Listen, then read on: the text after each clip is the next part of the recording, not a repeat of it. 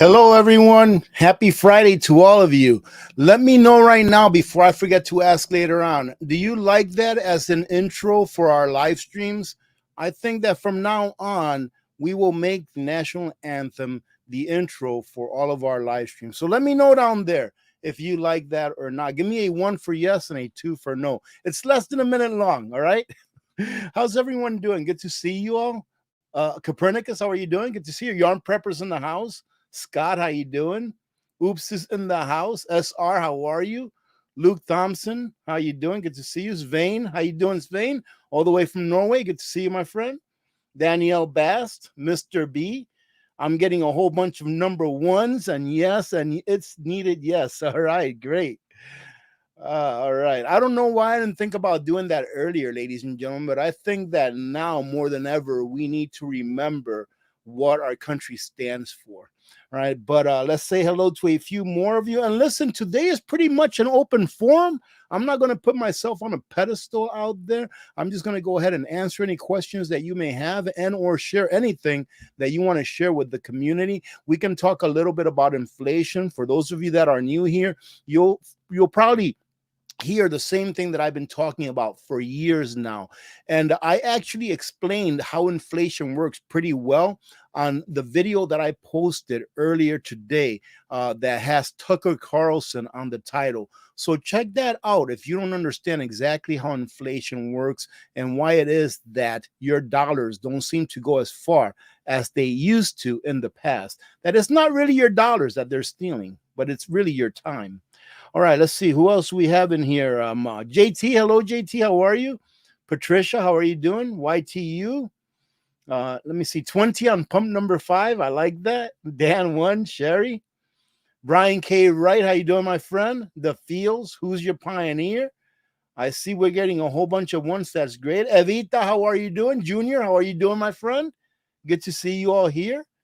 Evita says, God bless America. Oh, that's awesome. Yep, absolutely. Let's see. Joshua Ryman, how are you doing? Greetings from Madison, Wisconsin. Thank you for joining in. We have someone here. Mr. B is watching from South Africa. Welcome, Mr. B. Very nice to have you here indeed. Let's see. Who else do we have in the chat? Roberto Guerra, how are you doing? Brent, Diana 2. I think I said hello to Jen, but just in case. Hello, Jen. How are you? All of the ladies are in the house. All of our lovely moderators. Thank you, ladies, for being here, by the way. I hope you all had a good week as well. Jeffrey Lindquist is in the house. Jeff Riffle, Sharon Lane, Michael's Stacking. How you doing, Michael? Good to see you. South River Prepping, Adam, Celtic, Chris Garrison, Frank Rizzo, all the way from Fairbanks. Okay, awesome. Hey, Frank Rizzo, I gave testimony at the FSMB assembly last night.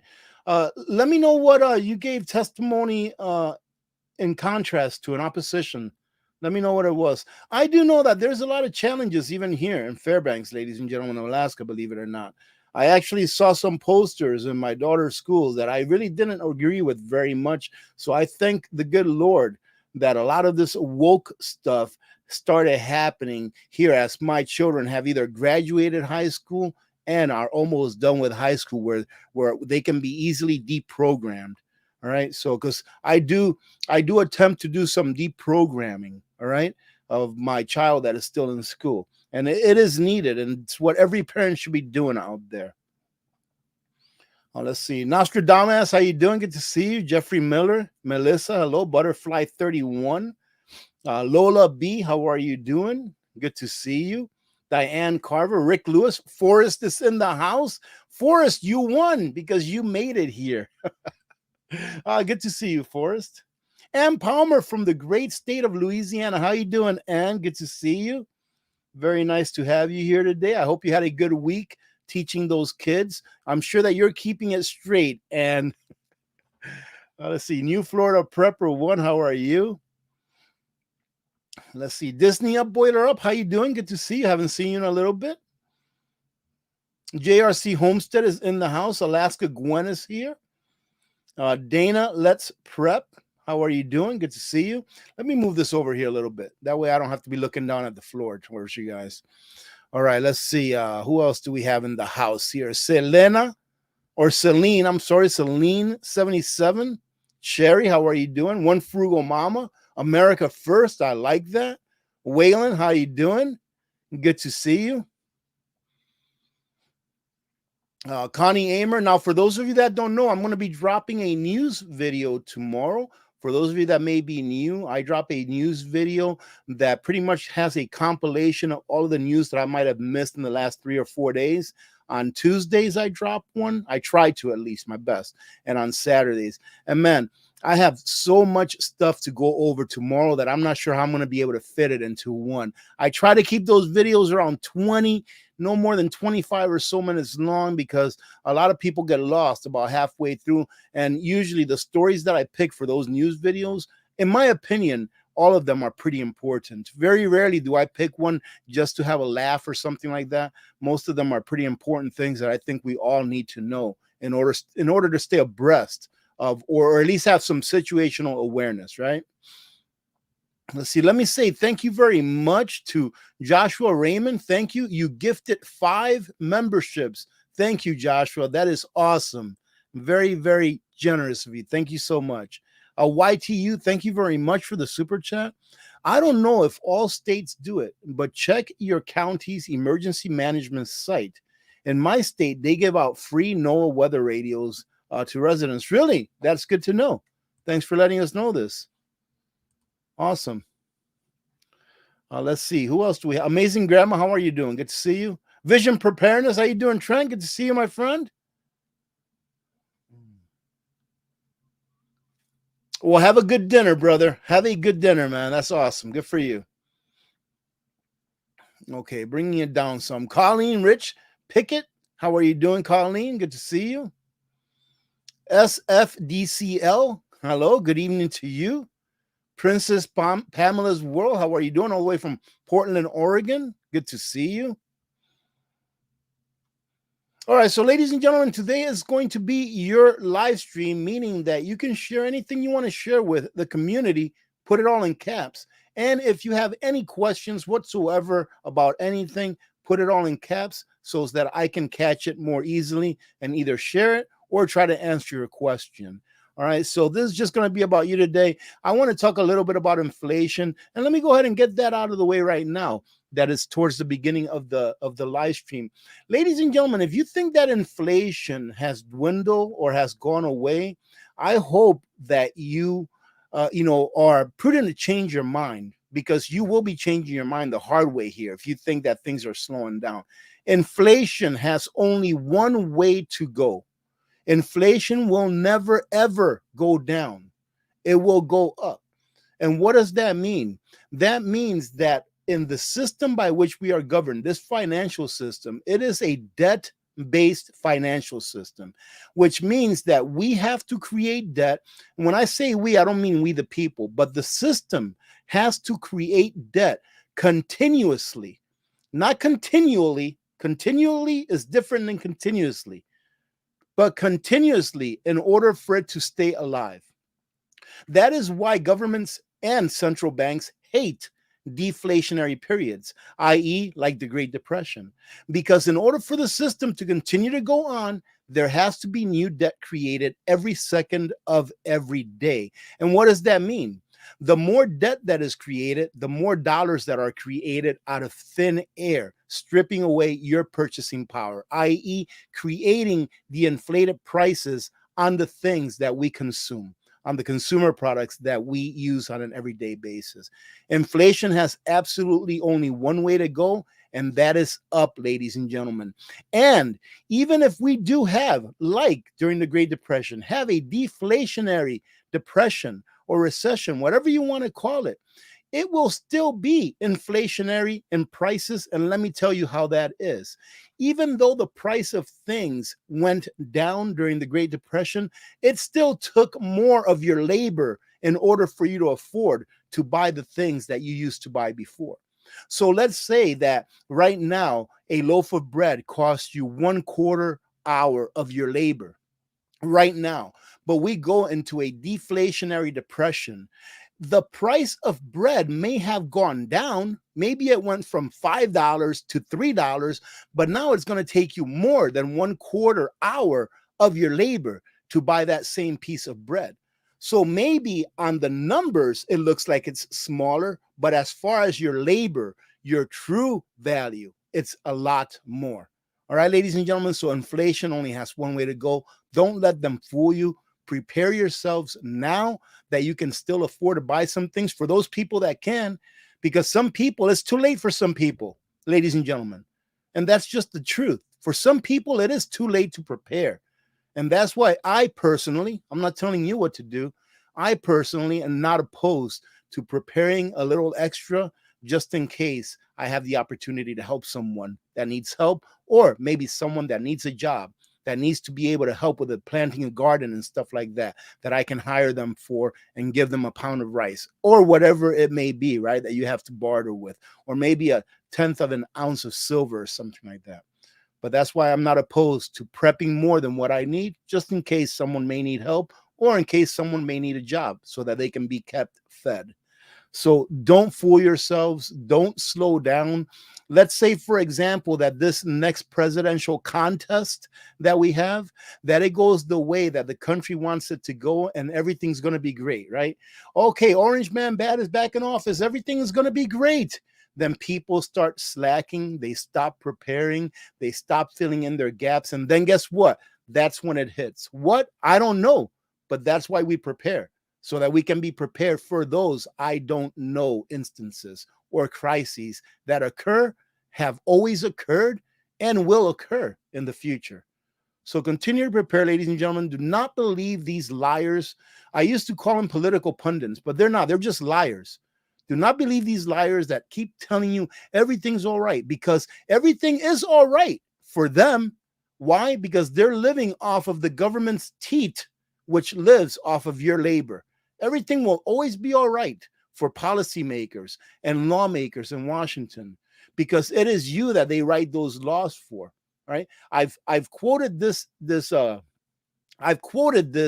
phrase several times, and I'm going to do it again. It's from Ayn Rand, all right, an author. And she said that when governments stop writing laws that protect you, the people, from government, but instead they write laws that protect government from the people, society is doomed. When is the last time that government has passed any laws that protect we the people from government, ladies and gentlemen? Ask yourself that question.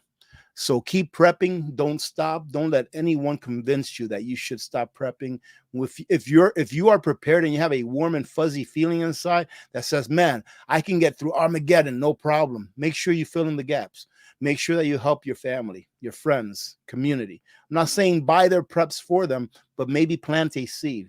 Hey, did your lights go out last winter? Or really, what did you do about it? Oh, you were really lucky that they only went out for an hour. What would have happened if they'd have gone out for 2 or 3 hours or a whole day?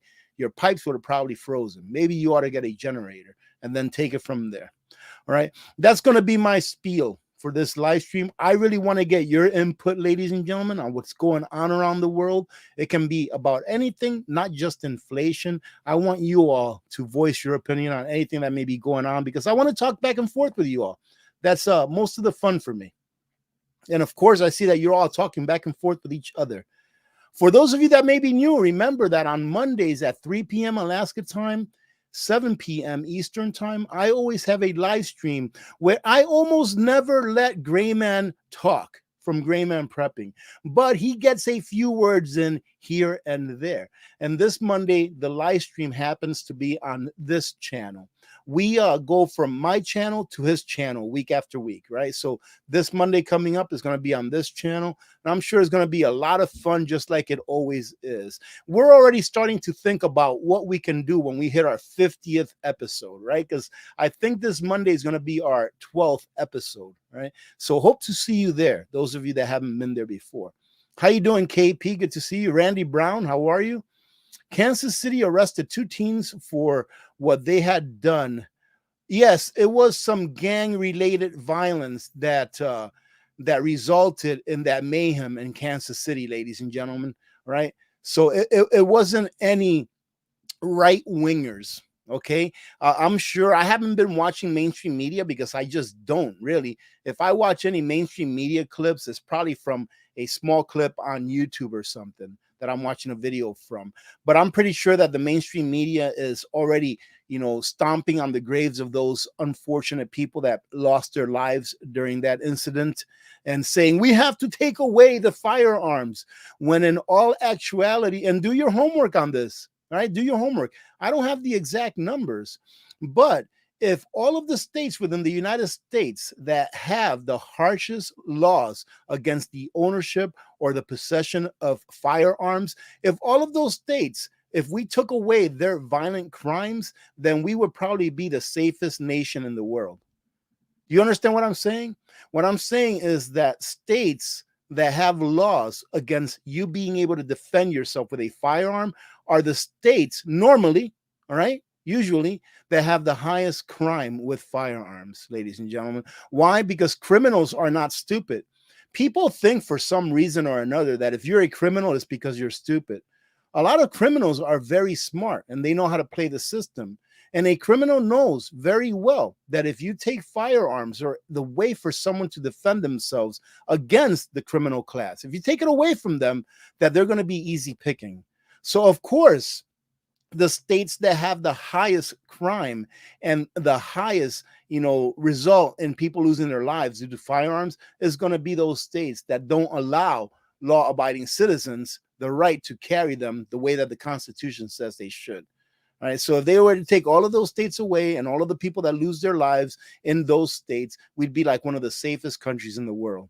And in my opinion, per capita, we're pretty darn safe. We're looking at less than 50,000 deaths a year, right? Through the use of firearms in a country that has 330 million people.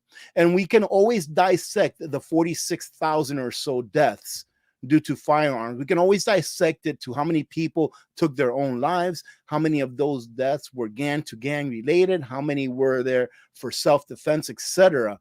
And what we're left with is very minimal in comparison to how many people we have here. So you see where these politicians and liars concentrate on firearms, and I'm watching my words here because I don't want to get shut down, on firearms being used, where they concentrate on saying, you see, we have to take these things away because firearms are being used in order to end people's lives, right? Why aren't they saying we need to close the borders? Because every year in the United States, we lose about 105, 110,000 people due to overdoses, all right, of drugs that are coming in through our porous borders. More than twice the amount of people that are lost to deaths related to firearms are lost to deaths related to overdoses of drugs that are coming in through our southern border.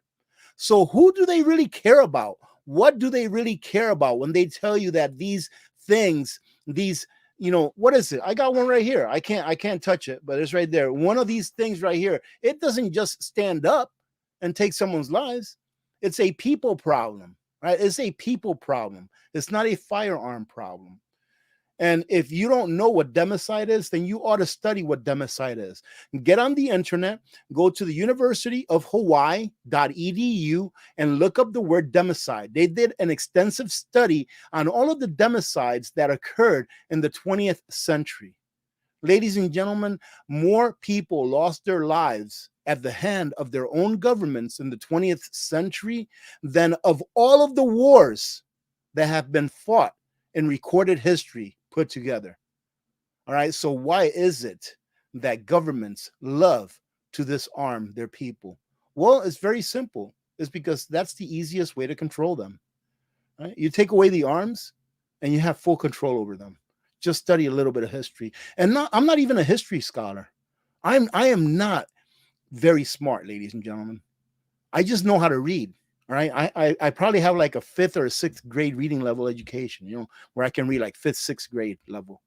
Right. But if you actually use your ability to read and you read the things that matter instead of reading the things that they want you to read or regurgitating the things that the schools want you to regurgitate, if you use your brain to actually think outside the box, you'll know why it is that it's such a big deal that they take away these tools of liberty. Let me bring it down. I am probably really far behind, so I might have to go ahead and bring it down. Let's see. Somebody has a question here. Gardening Girl, how are you doing? So while watching your last video, I thought our labor is the value of our dollar. Well, the thing is that, let me go ahead and take this off. Partially so. Okay, partially so, because without our labor, we cannot be taxed. And without the government being able to collect taxes, they cannot borrow any money because no one's going to lend the government money if they know that the money cannot be paid back.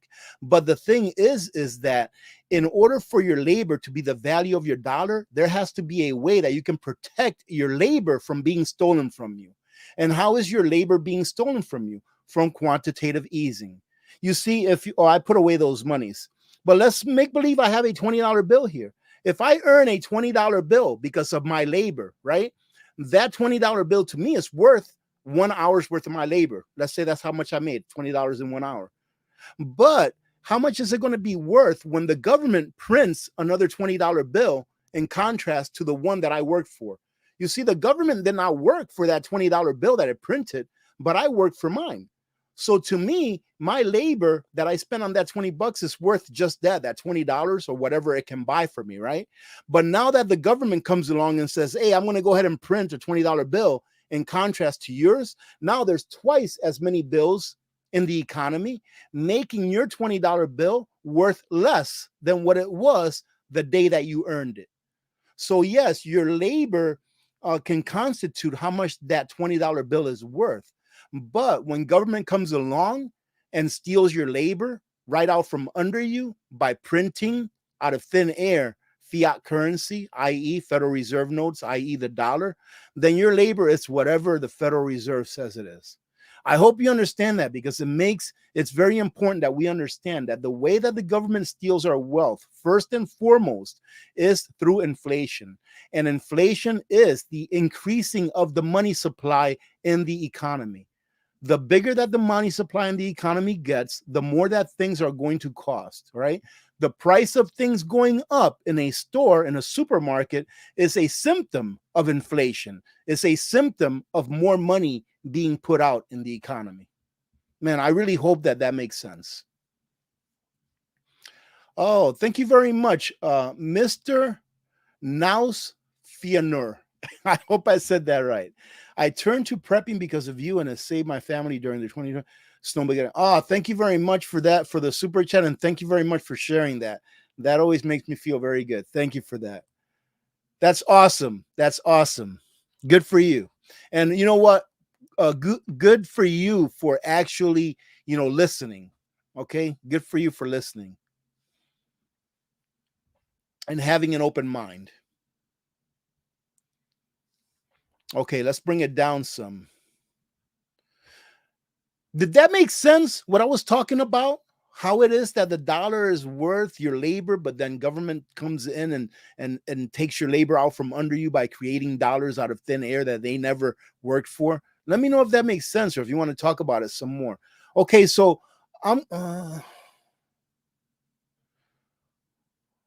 okay. Let me go ahead and take a look. I think this is Gardening Girl. Okay, so if we build back our business here and purchase from only USA, won't our labor, i.e., bring back value to the dollar? Yes, if we bring back, okay. Well, Gardening Girl, the thing is, it's we have to be able to back the dollar by something. So if we can back our dollar with, and that's the thing is that we have to bring back our manufacturing.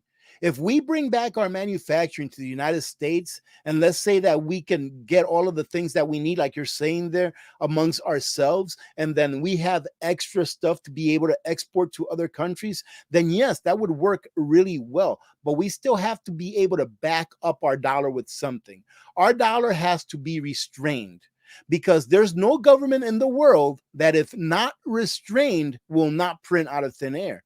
And what I mean is that even if we bring back all of our manufacturing to the United States and we still have a fiat currency, the same currency that we have now, with no restriction as to how much the government can print or deficit spend, then we're going to be in the same boat. We're still going to see inflation skyrocket. Okay. Throughout a person's working life, they lose roughly 70% of their purchasing power to inflation, ladies and gentlemen. So we have to have the dollar backed by something, by gold, by silver, by a commodity, maybe like oil, right? By grains, it has to be backed by something that is real, right? In order for it to have real value. If not, it's still going to be a fiat currency, and the government will be able to print it out of thin air whenever it wants without really asking for your permission. When's the last time that we were able to vote on whether the government can print $1.5 trillion a year in deficit spending, ladies and gentlemen? Well, maybe we voted, but they sure as heck didn't listen. Right. So, yes, the dollar will have value if it is backed by something, but it will be even better if, as you stated, happens, which is that we bring back our manufacturing. That would be a double whammy. That will be a double whammy. But the thing is, it will be very painful for the American people.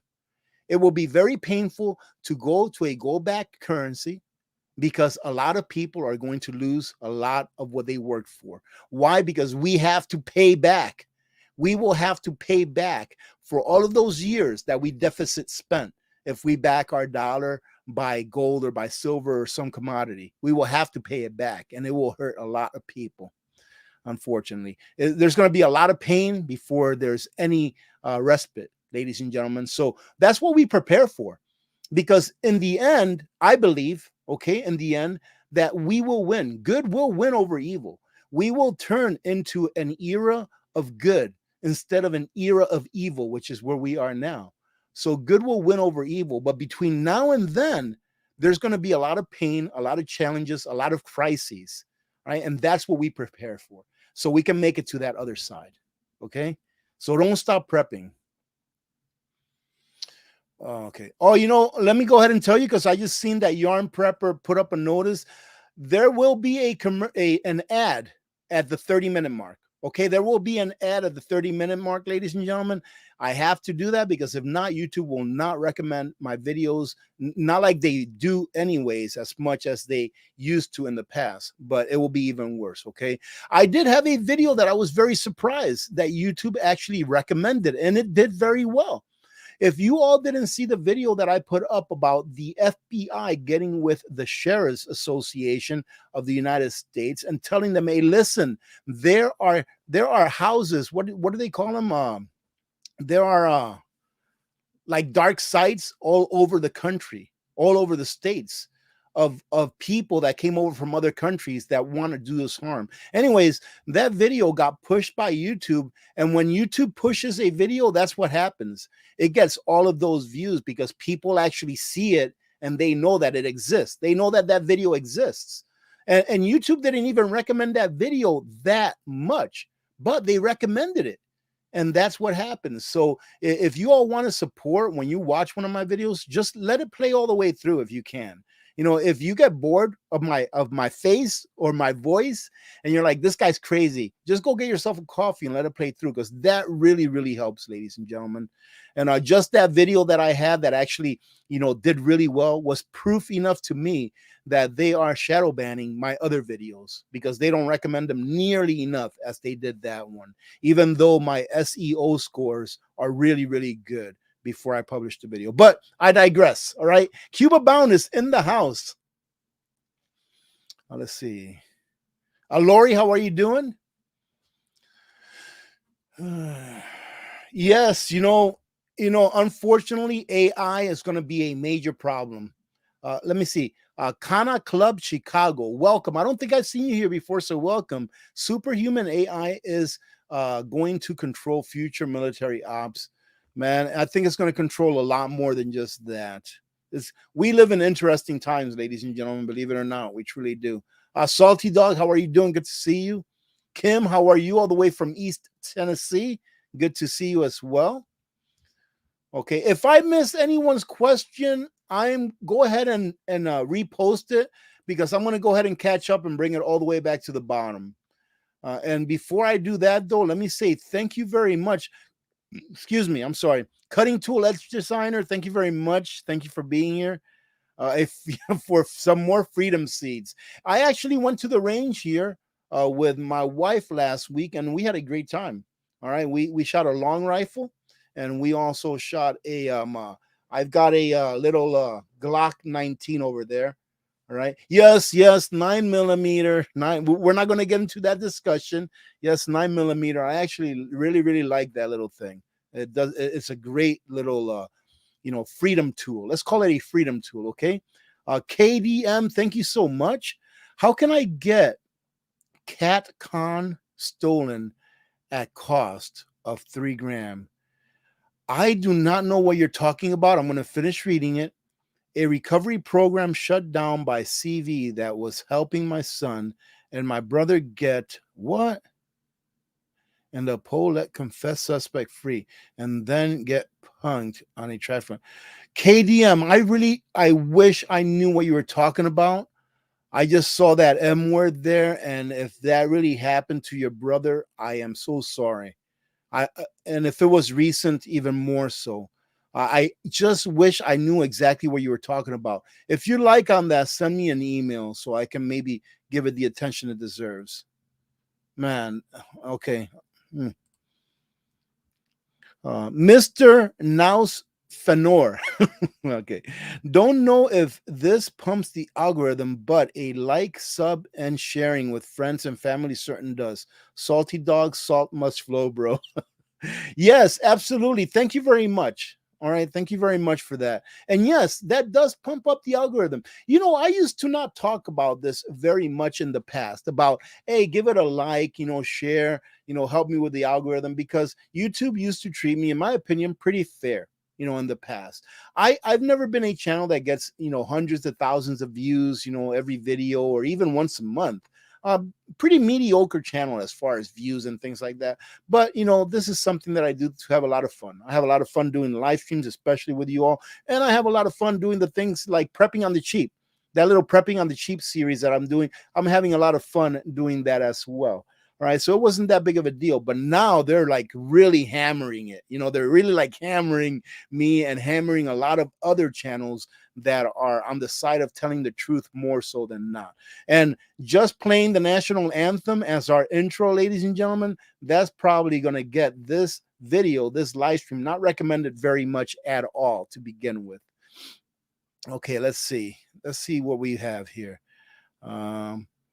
For those of you that just joined in, welcome, ladies and gentlemen. Today is for you all. So if there's anything that you want to communicate to the community through me, go ahead and put it all in caps. If you have any questions, please put them all in caps as well. And hopefully I can catch it. Liz Hernandez, how are you doing? Good to see you. Tammy Hall asks, are you going to try a camping wood stove in your tent? I am, but I am not going to be camping in the 2 tents that you saw me camping for those 2 experiments. Okay. The next time that I camp is going to be in comfort. All right. So those two experiments that I did were in small tents, and I was trying to show you all through those videos. And if you haven't watched them, go check them out because it's very interesting. But I was trying to show you all that if I can be outside in negative 25-degree weather in a small tent that's not insulated and be able to heat it with a wool blanket on the top and with a few candles, that if you lose power, let's say, or you lose heat in the middle of winter in your home, that you can do the same thing that I did in negative 25 weather outside inside your home, like put up a small tent in your living room and then maybe get a small heating source inside that tent that will keep you warm. You will be able to survive. That was the intent behind those videos. But the next camping videos that I'm going to do is going to be real actual camping outside. I've been looking at some camping sites, and here in the wintertime, it's a lot of them are pretty much closed for the winter. But slow and steady, ladies and gentlemen, I'm not in a hurry to get into camping, although I have found a love for camping just from doing those few camping videos where I was testing the tents. So yeah, I'm eventually going to be doing like hot tent camping and things like that. I can't wait. I think it's going to be a lot of fun.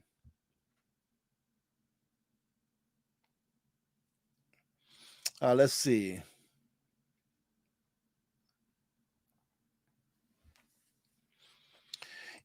Hey, how are you doing, Nishka? Good to see you. Yes, small comments do help the algorithm. That's something I've always heard, is that even if you get on there and leave like a period, a little period sign, that it helps the algorithm. So any support, ladies and gentlemen, I do appreciate. You don't have to do it, but if you do, I do appreciate it. How are you doing, Dutton? All the way from Ohio. Good to see you. Let's see. Breaker Prepper, how are you doing?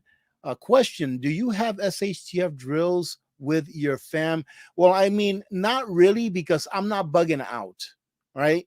So I'm not bugging out unless it's a life and death situation. There's absolutely nothing we can do. We have to leave, right?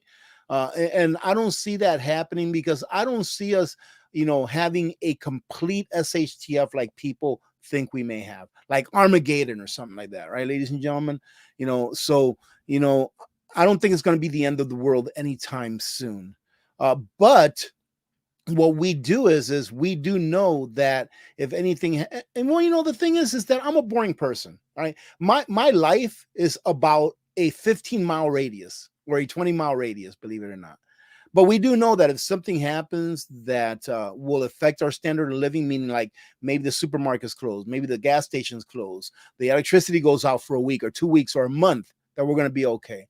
So no, we don't have like drills where we get our firearms, and get ready to go and stuff like that. But we do have systems in place throughout the exterior of our house where if something happens where someone wants to come in the house, we're going to be ready.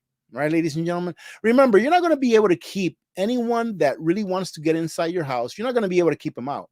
Anyone that wants to come in your house is going to get in your house. And the reason you have, let's say barriers of entry into your home is to give you time to get ready for the fight. So let's say, for example, that you only have your deadbolt and the lock on your door. All right, as far as a barrier of entry into your home. All right, well, it's going to take a very strong person, a really good kick to get through that door. So however long that takes, that's how much time you have, from the time that you hear them to the time that you have to be ready to fight, to have all of your equipment ready to fight. Now, if you have something else that's a barrier between your door and yourself from the outside, it just gives you more time. If you have a window that leads into your home from a first floor, then if you have something on the window, like one of those plastic coverings that makes it very difficult for that window to shatter and to come out, it's going to give you even more time to get ready, to get ready for the fight, because they're going to get in no matter what. Okay. So that's one of the things you want to remember, is that if someone wants to come in, they're going to come in no matter what. Kathleen Maddox, how are you doing? Let's see. Rudy, I like your prepping on the cheap, and also, well, awesome. I'm glad some people like them. I know that those videos don't really get a lot of views, but you know what? I have a lot of fun doing them. I really like the prepping on the cheap videos. You've probably noticed that I'm geeking out on stoves, on camping stoves, but there's a reason for that. I think that this time of the year is the best time of the year to do a lot of camping stove reviews. And this is why, because they're not in very high demand right now. Why? Because it's not camping season, right? Most people do their camping in non-winter months. Yes, you have a few people that like to camp in the winter, but most people do their camping in non-winter months. So they're not in very high demand right now. What does that mean? If there's not a very high demand for them, it means that you can probably get them a little bit less expensive. All right, so I like doing those videos around this time because it's a prepping on the cheap video. And if you take a look at the little stove that I put out, I think the video was yesterday or the day before, I don't remember. But if you take a look at that little stove, that is a great price for that stove. Are you kidding me? I mean, it's pretty much doing about the same thing that a jet boil is doing for 1/4 of the price. Is it as good as the jet boil? No. But if you're prepping on the cheap, so what if it takes an extra 45 seconds for that stove to bring 2 cups of water to a boil? So what if you have to spend an extra 45 seconds to save 75% of the price that you would spend on a jet boil? It's actually a little more than 75%. So I think that stove was like 32 bucks and that jet boil was 140 bucks. So it's a huge savings. All right. So yeah, I really like doing those. And I have a few more camping stove reviews to do. I'm going to do one that is a huge money saver. The only problem that I fall into when I do those reviews is that sometimes when I buy the camping stove, by the time that I do the review, the price on it went up from what I paid for it. But it's usually still a pretty good price compared to the alternative. All right, let's bring it on down some. I'm going to call you Mr. N, okay? Thank you again. Well, then, I'm going to help bump the... You can call me whatever you want. Just don't call me Shirley. My family survived the snowmageddon in a closet and a handful of tea candles. Wow. You know what? Some people would say, well, you should have been prepared, but thank God that you had those tea candles. Seriously. And I'm sure that now you're much better prepared than maybe you used to be. But that's awesome. Look at that, ladies and gentlemen, tea candles. You know, when I first got to Alaska, we had to take a little, I think it was like a 2 or 3 day course where they taught you about winter and how to survive and stuff like that. And what we were told is that inside of a vehicle, if for some reason you're stranded, to lower your window like maybe a half an inch or so. And for every one tea candle that you light, it'll bring the interior temperature of your vehicle up by like 5 to 10 degrees, depending on how cold it is outside. So, yep, tea candles. I recommend them.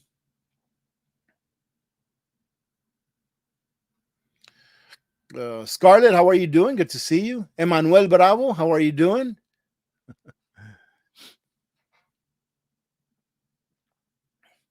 Let's see. L Arms, how are you doing? How are your big dogs getting along with Lulu? They are just about, I think they're just about there. They're not snapping at her anymore. I think they've already predetermined their not dominance, right, over her. And obviously, you know, what can she do about it? She's just a little puppy. But they're not snapping at her. They're letting her cuddle with them and stuff like that. So it's going pretty good. And Lulu scared me really bad yesterday because you know, I'm not sure how many of you follow the weather here. I don't see why you would follow the weather here, right? But like right now, we have 27 degrees outside, okay, which is pretty warm for this time of year, believe it or not. And yesterday it got all the way up to almost 50 degrees here. Incredible. It was like literally springtime outside or summertime weather. So, because of the cold and the hot and the cold and the hot, there's ice everywhere. Okay. So, Lulu has been doing really good for being a little puppy. She's jumping off the couch and everything and, you know, just having a good time being a little puppy. Well, from going outside, you know, from my door, there's about a step that's about, I don't know, about maybe 8 inches, about an 8 inch step or something. Well, she jumped off of there to go outside. She was going to go potty. And there was a little bit of ice on the deck. Like I said, it's getting cold and hot, cold and hot. And she landed, instead of on her right paw, she landed like this. And then she kind of like slammed down on her right shoulder. and I heard her do a whimper, like a like when a dog gets hurt, and you hear her do that whimper. But it was only one whimper, but then she started limping, and I was like, oh my goodness, I hope that she didn't break her leg. I felt terrible for her, but after she walked on it for a little bit, she's still like catering to that leg, but it definitely isn't broken because I carried her and I felt the leg, and when I feel the leg and everything, she doesn't cry, she doesn't whimper, she doesn't howl or anything like in pain. So I can actually hold her leg and she won't howl, but you can tell that she's catering a little bit to that leg, not putting all her weight on it. But she's starting to run really slowly on it and doing good. So I'm just glad that she didn't get hurt, because I don't want her to have these bad experiences early on when she's just a puppy. I don't want her to have those things in the back of her head. But she's doing really good. She loves to eat. We took her to, like Petco. We have something that's similar to that here. It's called Cold Spot. And they sell a whole bunch of animal stuff for chickens, for dogs, for cats, etc. Right? They sell chicks in the springtime. You order the chicks if you want to have backyard chickens. So we took her there today. My daughter and I got her a nice little collar. I got her an orange collar. Right, looks really good on her. Got her some dog tags that my wife had picked out. So we brought it over there and had them engraved and everything. And my daughter was like, Dad, why are you putting so many phone numbers? Because on her first dog tag in the front, I put her name and then I put my phone number. And then you're allowed to put something in the back as well. So in the back, I put owner, I put owner, semicolon, and my name. And then I put my phone number, my wife's phone number, my daughter's phone number. And my daughter's like, why are you putting so many phone numbers out there? I'm like, I just want to make sure they can reach one of us if something happens. But yeah, we took her over there, got her some treats, got her some food, got the chickens some treats as well. So, but she's doing really good. She's doing really good. Let's see. D. Foley asked, do people in Alaska have drilled wells for water? Some do, some don't. Some, like myself and a lot of people in this area, what we do is we get our water from town. So, for example, obviously, you probably haven't seen a video that I put out on this. In the back of my pickup truck, I have what's called a transfer tank. And it's a 200-gallon tank that I go and fill up with water in town. And then when I bring it back, I connect it to a hose that delivers that water to a couple of 500-gallon tanks that I have under my house. Okay. And then what I do is whenever I see that I need to at least put one 200-gallon load of water in any one of my tanks, I take a trip to town and I make sure that my tanks are as topped off as possible at all times. Usually what I'll do is whenever I have to go to town for whatever reason, I'll check my tanks. Hey, can I fit a 200-gallon load on there? Yep. I make sure that I take my hose and my ball valves with me. And on my way back, I fill up that 200-gallon tank and then I put it in my under the house cisterns. So a lot of people like myself will not get a well, because a well for where we live here, you're looking at $40,000-$50,000 for a well, and it's not guaranteed that the water is going to be very good. The water around here, from what I understand, because I don't have a well, has a lot of sulfur in it, and it's not very great water. So I don't mind transporting my water from town and putting it in my tank. It's just everyday life for me. And some people have asked me, well, what happens if you can't get water? Well, ladies and gentlemen, take a look outside. In the wintertime, there's plenty of snow for you to melt water. I know it's not optimal to be melting water to be melting snow for water, but it is doable. I actually did a video here not too long ago where I showed you all how much water it took in order to melt like a half a gallon. That way it gives me a good idea as to how much fuel I would need and how much snow I would need in order to survive one day for one person. Okay, let's see. Let's bring it down a little bit. Who's your pioneer? Ask, how secure is your Canada border? I have no idea, to tell you the truth. I have no idea whatsoever. Ladies and gentlemen, we are in for some hard times, at least in the United States. We have so many people in the United States, sleeper cells, that we have no idea where they're from, right?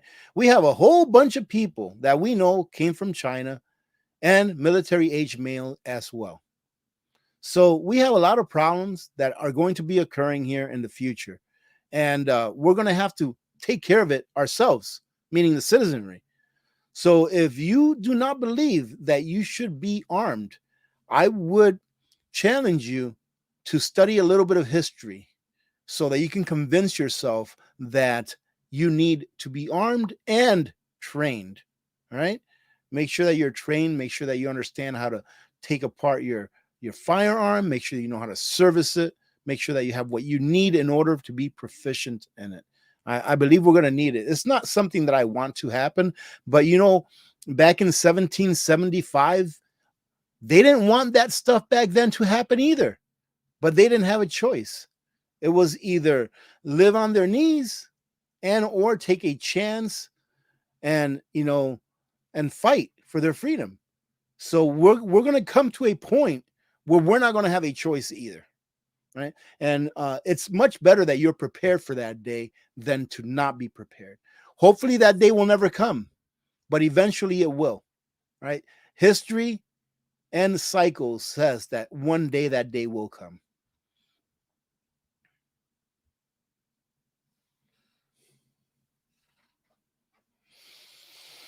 Oh, okay, let's see. Okay, I'm trying to find stuff, ladies and gentlemen, so bear with me.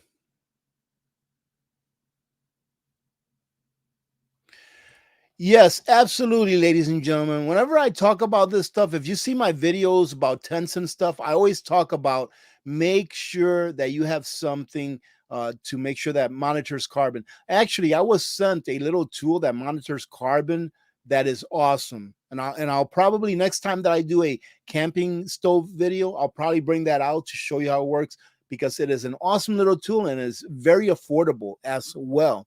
All right, but yeah, I mean, just use your common sense. Something that's really easy that you can do whenever you're using a big buddy or candles or whatever is just read the instructions. Like the big buddy, read the instructions. The big buddy says that you need to have at least 11 square inches of open vent or vented area. So that means that if you have a window that's 2 feet wide, you can open it a half an inch, and that's enough to satisfy what the recommendation is for using a big buddy inside your home. So, and I would never know that unless I actually read the owner's manual. So read your owner's manual, just get educated. It's not just doing it, it's doing it right.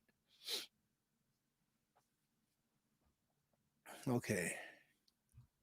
All right, bringing it down again because again, I am behind.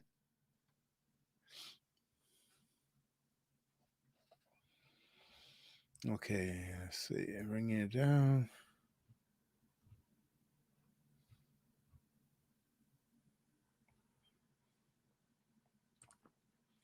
Oh yeah, we see moose all the time, Maggie. Maggie asked, "Do you still see moose downtown by the Sheena?" We see moose here all the time. In the winter time, like in the dead of winter, we don't see them that much. But come springtime, we see them a pretty good amount. At least here where we live. Where we live, we see them a pretty good amount over here.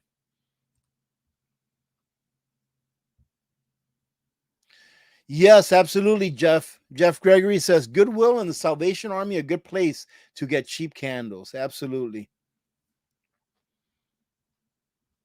Someone said that they're glad that Lulu is okay. She is fine. She is fine. I am so happy that she's okay.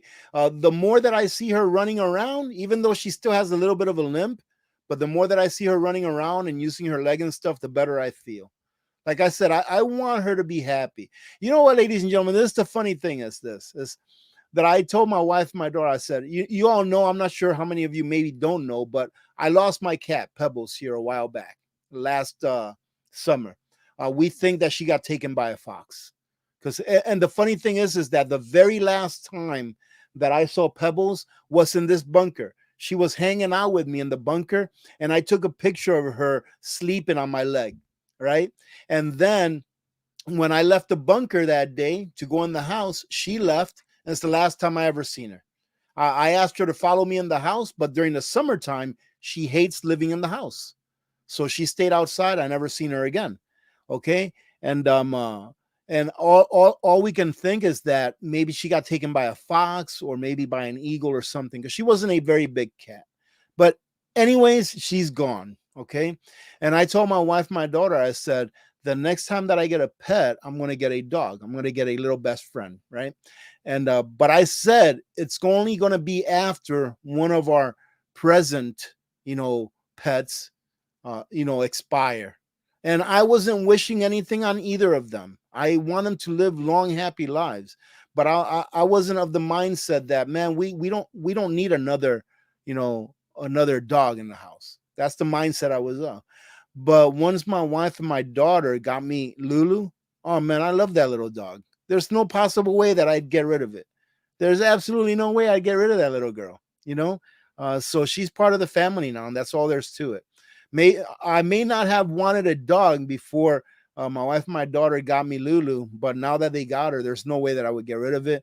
And even after only having her for a week, if I found out that there was something wrong with her leg and it was going to cost me X number of dollars to make sure that it got fixed, it would get fixed. I don't care what I'd have to do, it will get fixed, because now she's part of the family, and that's what loyalty is about too.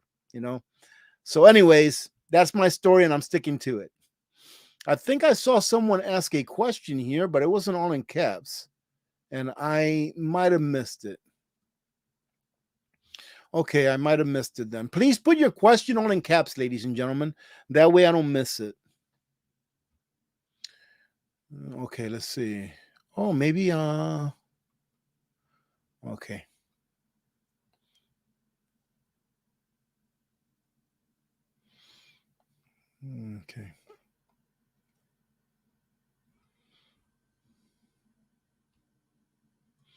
Mr. N, thank you again. Much better prepared now for sure.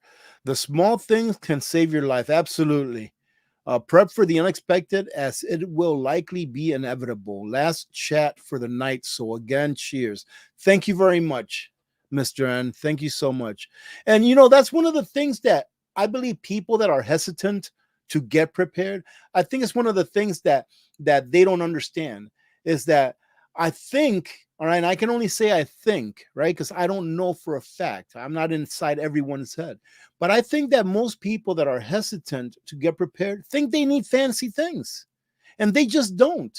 I mean, take a look at my prepping on the cheap videos. Those things are not fancy stuff. They're cheap stuff that you can still use, that have just as much functionality as the stuff that's more expensive, that's their counterpart. Number one. And number two is, I've always told people, get the stuff that you already use, but get it deep. So let's just, for example, use food, right? If you eat 2 cans of corn a month, make sure that you have 24 cans of corn. Now you have enough corn for a year, right? So get the stuff that you already use on a daily basis, but get it deep. Try to get as much as you can all the way up to a year. Work on getting a month. And then after you have everything that you use on a daily for a month, then try getting 2, etc., etc., etc. Okay. So it's not like you have to do anything that's rocket science. All you're doing is buying the same stuff you're already buying. All you're doing is buying a few extra every time you go to the grocery store and stacking it deep. That way, you know that if something happens to you, or if maybe you can't leave your house for a month, that you have enough food, enough fuel, enough water, etc., that's going to get you by for a month without leaving the house, if you can. Right? That's how simple it is to prepare, ladies and gentlemen. Now, yes, you can go ahead and branch off on different reasons why you're prepping, but if most people just prepare basic stuff that they use every day, we'd be a lot better off during crises, especially systemic crises. But if you have everything that you're going to need just to sustain your standard of living, meaning that you're going to have warmth, you're going to have water, you're going to have food, you're going to have basic medical stuff, just to sustain your standard of living. Then if you want to say, well, I want to go ahead and prepare for a financial collapse, right? Okay, how do you do that? Well, one of the things that you may want to do is make sure you have additional barter items. Maybe make sure that you have a little bit of extra cash set aside, because for the first week or so after a financial collapse, cash is king. Then if you have any excess wealth, maybe get a little bit of gold and silver. stuff like that, right? Or, okay, I want to prepare for a nuclear war. Okay, then you're probably going to have to get a mask, filters, a CBRN suit, stuff like that. But basic preparedness is just you getting the stuff that you normally use anyways on an everyday basis and just getting it deep to however many months you want to be prepared for. That's what it is. And if the average person knew that it was that simple, I think we would have a lot more people in the United States and whatever country you're from already prepared. But like I said earlier, it's out. Some people, excuse me, some people are already out of time. Some people already are out of time to prepare. They just can't do it. They're barely keeping their heads above water, feeding their family, keeping a roof over their family's head. So some people, they're out of time. And that's why I've often said that I am an advocate of prepping extra if you can in order so that you can help your neighbor, help your family member, et cetera, et cetera. Let's see here. Nishka says, after saving for a very long time, I finally have a Furman tri-fuel. Awesome. Generator and a good extension cord. I'm so excited. At 48 years old, I'm starting to feel like that is awesome. Good for you. And that brings up a point that I've always said. If you want to get a generator, make sure you get a gas generator first, meaning a fuel generator, either LP, either gasoline, either natural gas, or a tri-fuel, just like Nishka got. After that, if you can get a solar generator, it's a great complement to a gas generator. I actually think that it saves you money in the case that you cannot get enough sun to power your house on the daily. But a gas generator, first and foremost, you should get. Absolutely. That's great. Let me see. Pantry Mama, how deep is a well in your area? From what I understand, in this area is 300 plus feet in this area. Okay. So just think about that. It's pretty pricey. Let's see. Angela Carlson, did you make any videos on canning? I just did a canning video, I think this last week. Go check out that canning video because it is a very simple video. It will teach you how to do very simple canning. The easiest canning that I think there is pressure canning meat, raw packed meat or cold packed meat. That is the easiest canning there is, in my opinion, of course. All right. Very simple, very easy to do. And after you taste the meat, once it's done processing, you're going to get hooked because you're going to really like the way that meat comes out once you can it. So, yeah, I just put out a video not too long ago on pressure canning within a week. So go check that out because I think that video came out really good. And I was doing it in a way that I hope would encourage people that have never canned before to actually try it because I make it look just as easy as it is. Oh, let's see. Rich Mountains, how are you doing? Good to see you. Beer Weasel, how are you doing? L Arms, how are you doing? I see some names that I haven't seen very often or haven't seen before. Ladies and gentlemen, if you are new to the Alaska Prepper community, first and foremost, welcome. And please stay until the end of the live stream, which is almost over, okay? A few more minutes, because towards the end of our live stream, if you are new here, meaning that this is your first live stream, or if you, let's say, subscribe within the last few days or a couple of weeks, what I will do is I'll ask you to put "I am new" in all caps so that we can shout you out during our outro, and everyone that's here can welcome you into our community. But that's towards the end of our live stream, okay? Well, check this out. Go ahead and support the Survival Buzz channel, all right, by clicking on this link. That's awesome. Thank you for putting that up, JT. Is reverse osmosis water gross taste? Absolutely not. Everyone in the every family, you see, you're getting me started, YTU. All right, this is your fault, all right, because I'm going to go on a rant. Just kidding. Every family in the United States, whether you own a home or whether you rent an apartment or a home, should have a reverse osmosis water filtration system. I don't care where you get it.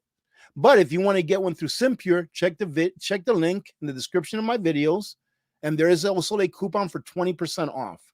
right? Simpure is a great company that makes very good RO systems. And ladies and gentlemen, don't wait until someone tells you there's something wrong with your water for you to install one, because that's what always happens. Every time that we see a news article or something somewhere that says, oh, East Palestine in Ohio is contaminating the water, people go out there and panic buy all of the RO systems. When that happened in East Palestine, Simpure, which is who I affiliate with for water filtration systems, they were completely sold out of almost everything. All right, ladies and gentlemen, don't wait until something like that happens. Get it now. Every family ought to have an RO system, or a system that will filter your water to a cleanliness level that you are comfortable with. Don't wait until your utility tells you that your water's dirty, or that you're on a that you have to boil your water in order to be able to use it safely. Just have that water filtration system there installed already. Don't trust your utility. Don't trust the state when it comes to potable water that comes out of your tap. I can't say that enough. I mean, even water, they did a study, and I did a video on this a while back. They did a study on all of the bottled waters. And even those bottled waters that they studied, I think it was like 82% of them, they found microplastics in them, forever chemicals in them. You really don't want to be drinking that bottled water that you get at the store, because the quality of the bottled water is worse than the quality of the water that comes in RO system. And you're paying like 50 times more for that water than the water that would come out of your RO system. Anyways, ladies and gentlemen, I'm not going to keep on that. If you don't have a reverse osmosis system in your home, I think you're making a big mistake by not getting one. You don't want to use my link? I don't care. But get one, because you need one. Not that you will need one, you need to have one in your home. No matter if you have a well, no matter if your utility company tells you this is the best water in the world, it doesn't matter. You need to have one. You just can't trust what can happen. Look at Flint, Michigan several years back. The state had been telling these people that the water was fine. The water is fine. And then in the end, it came out that the state knew that the water was laced with lead. And they allowed those people to drink that water for years. You know why? They didn't want to admit that they had a problem because it was too costly of a problem for them to fix. They did it for money, ladies and gentlemen, to save money. They didn't tell these people that their water was tainted with lead.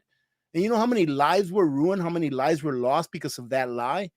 You really want to, put the lives of your family in someone else's hands just because you don't want to spend $120 on a water filtration system that's going to give you pure water? Man, I'll tell you what, uh, missing 2 or 3 pizza nights is a heck of a lot better, to use that money to get an RO system than to eat those pizzas and be drinking water that's not safe to drink, especially if you have a family. I know I'll go on that forever because I'm adamant about that. You need to make sure that you take care of your family, ladies and gentlemen. That's why you prepare, isn't it?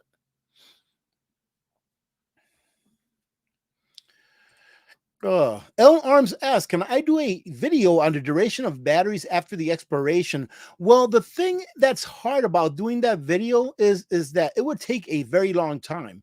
Like right now, I'm using some batteries that I've had for like 7 or 8 years, and they're still working just fine. And they're Duracells. But in order for me to wait for them, to be like a year or 2 or 3 after the expiration or the best buy date on those batteries, I still have to wait about another 4 or 5 years before I can do that. So it takes a while, but I do have some batteries that are pretty old that I've had for like 6, 7 years.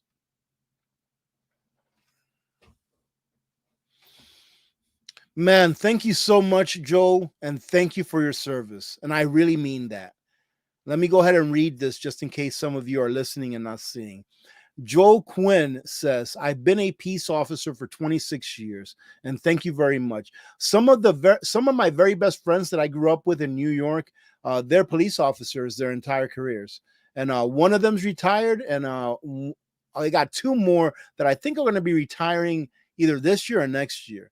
So thank you for your service. And Joel says, I refuse to violate anyone's rights. All firearms laws are unconstitutional. Amen. And that's what it comes down to, ladies and gentlemen. I believe that if you've been here for a while, you've heard me say this more than once. What it's going to come down to is going to be our states' governors, right? Our states' governors telling the federal government to shove it, number one, and for our law enforcement to remember that they took an oath to the Constitution and be able to say no to unlawful orders. That's what it's going to take for us to be able to win, because we are right now in the middle of a war. But we have to be able to win. We have to be able to win by using the Constitution. Why? Because the Constitution, ladies and gentlemen, in my opinion, was written out of natural law. You know, all of the first 10 amendments, or the first 10 in the Bill of Rights, right? Those 10 is pretty much natural law. It's pretty much talking about your property rights, which is your speech, right? Which is you to be able to defend yourself, which is for you to be able to have a homage within your own home and not having to have anyone tell you that they're going to take over your home, which is not being able to be intruded on by the state and have them go through your stuff, which is not to have to say a word to anyone that you don't want to, that may incriminate yourself, which is to have due process before being prosecuted or being taken advantage of in any way, have due process, which is to have a speedy trial. You know, all of that kind of stuff. These are all natural laws. But anyways, the more of the Constitution that our law enforcement officers know, or our Leos know, the better that it will be for us. And of course, they're going to have to make the hard decision not to follow an unlawful order. That's a hard decision to make.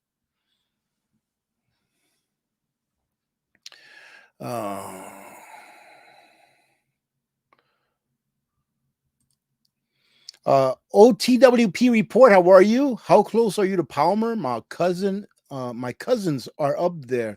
I don't know exactly how many miles, but it's not very close. Okay, it's not very close to us. It'd probably be a day trip. Probably be like a whole day trip. Let's see. I don't use firewood. However, I believe that Billy and D from Frontier Preppers, he said, I think it was like $350 a cord. I think he said about $350 a cord that he paid before winter. If you get it during winter, it's going to go up a lot more. I think that during winter, it can go up to almost $500 a cord.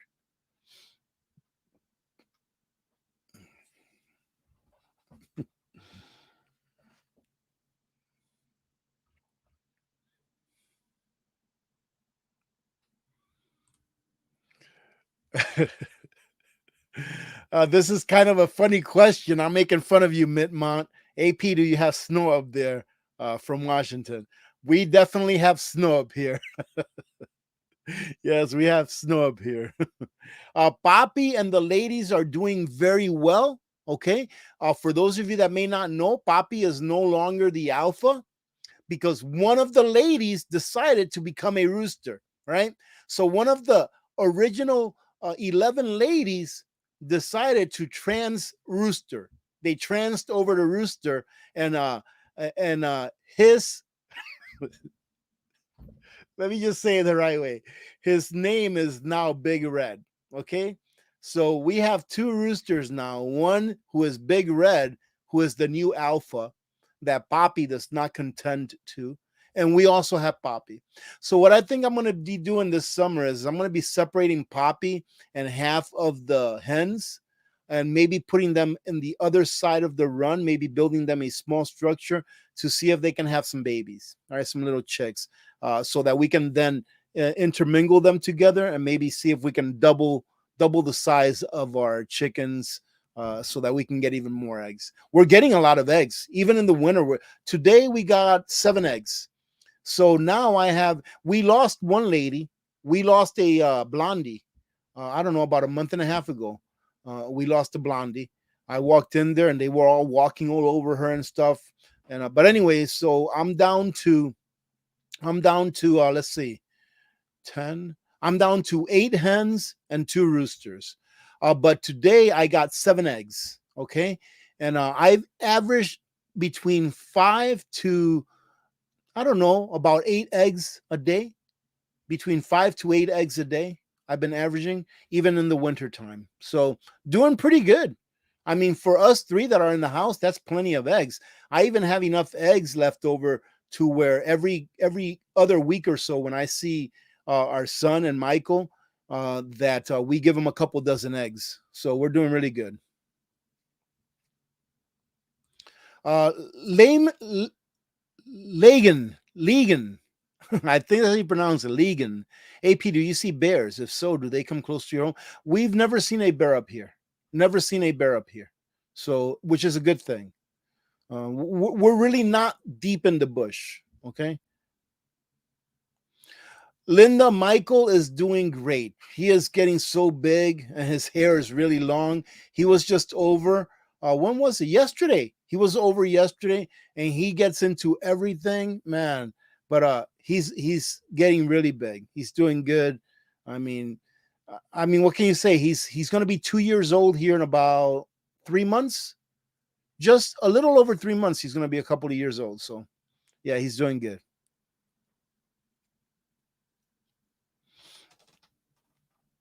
Let's see. SR question: ammo cans, plastic or military surplus metal? I would rather have the metal. Okay, I would rather have the metal. But if you can get plastics for free or for cheap, that's fine, just for storing stuff and having waterproof containers. But yeah, I really like the metal ones. And if you go to Army surplus, you can usually get the metal ones for like $5 a piece. Last time I knew, like $5 a piece. Yeah, last time, but that was years ago. I picked up a few for like $5 a piece that were brand new. But yeah, I would rather have the metal ones.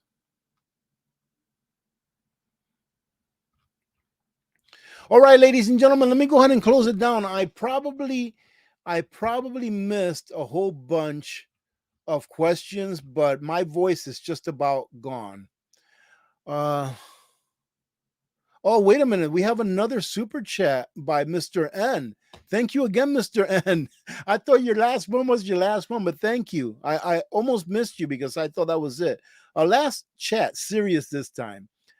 Cash, water filtration, commercial and natural, fire and food. Wolf,